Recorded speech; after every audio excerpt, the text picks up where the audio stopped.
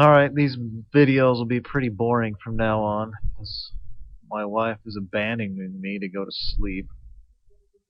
Abandoning me. Ding ding ding ding ding ding. Me. uh,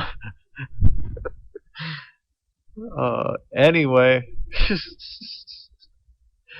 it's 10:51 and she's decided that the electron wave mechanical model bullcrap is exactly that.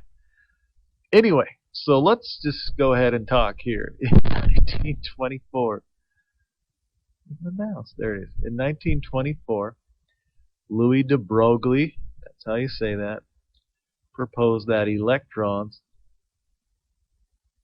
have the properties of waves. All right.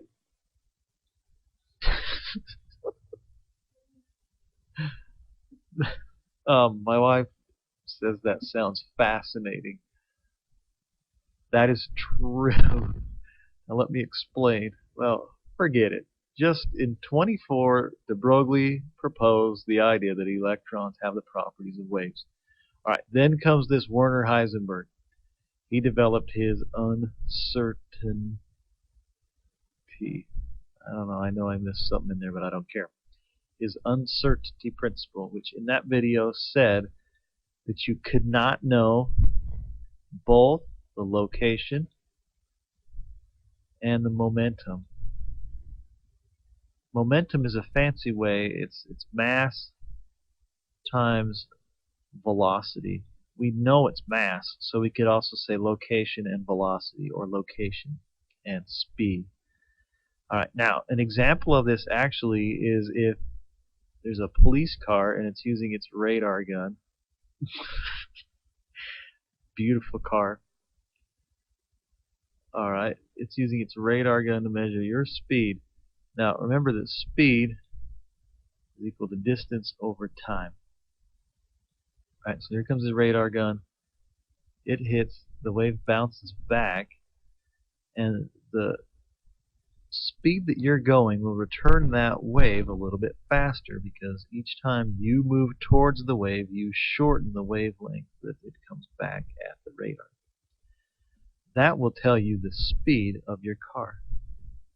But the police officer, and I know this is in the file of Who Gives a Crap, but the police officer cannot know both your speed and your location at the same time, because in order to measure your speed, you have to be changing your location.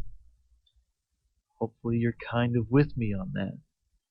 Alright, so we can't know the location if we don't use something to observe it that introduces uncertainty. Now, when we're talking about your car, we can see your car. It's right there. The policeman doesn't have to guess where it is. So the uncertainty for your car is very small. But when we're talking about something the size of an electron, the uncertainty is huge. The uncertainty of its location is larger than it is, and also larger than most of the time the atom is. So we know that it's somewhere near the atom, we just don't know where. Alright, then its speed.